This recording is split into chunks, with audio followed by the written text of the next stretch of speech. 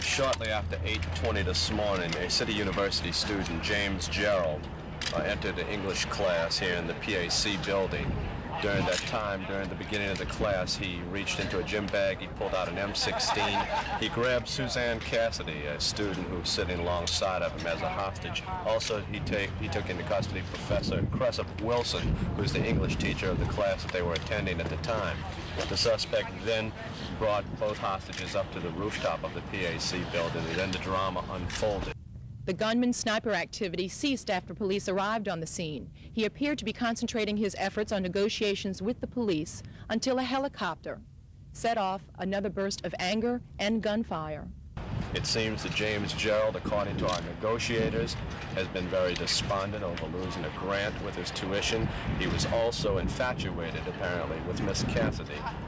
He's been bothering her for a long time.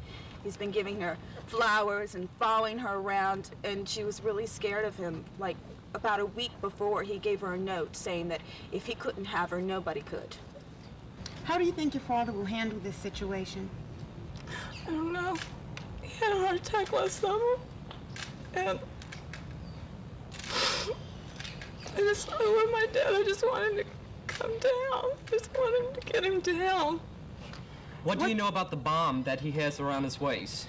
The bomb that he has around his waist, I believe he was able to construct that bomb from information that he was able to derive out of his physics class. Exactly why was the formula for constructing a bomb taught in a college physics course?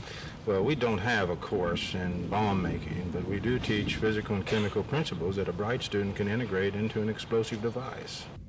Richard, this is the situation right now. The police are negotiating still with Jimmy Gerald for the release of Suzanne Cassidy. I have with me now Dr. Bill Swanson, who is the police department sociologist. Dr. Swanson, can you give us an idea of what Jimmy Gerald's mental state is at this point? Well, he's obviously very, very agitated, but he is at least talking to the police negotiators.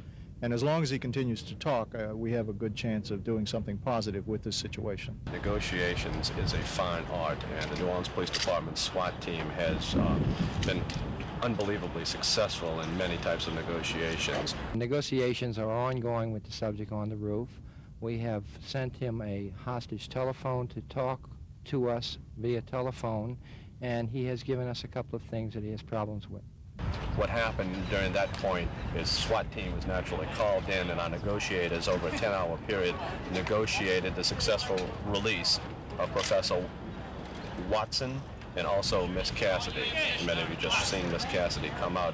Professor Watson was released earlier unharmed. At this point, the situation seems to be quite diffused, as there have been no gunshots from the roof for quite some time. The police negotiators are continuing to have talks with the gunman, and they expect that those talks will go on for quite some time. We have the suspect now in custody. He will be taken to the Detective Bureau for further investigation, further questioning, and charges will be forthcoming. The past 10 hours have been the darkest in the history of City University. We think of ourselves as an institution that emphasizes help and growth for students. Suddenly, we have found ourselves, though, seemingly helpless, unable to stop the tragedy that took place here today. The police say that Gerald will be taken to the city jail, where he will be booked on charges of attempted murder and kidnapping. The district attorney's office says that a grand jury could be convened as soon as 2 weeks from now to take up the case. This is Noelle O'Segan reporting from City University campus.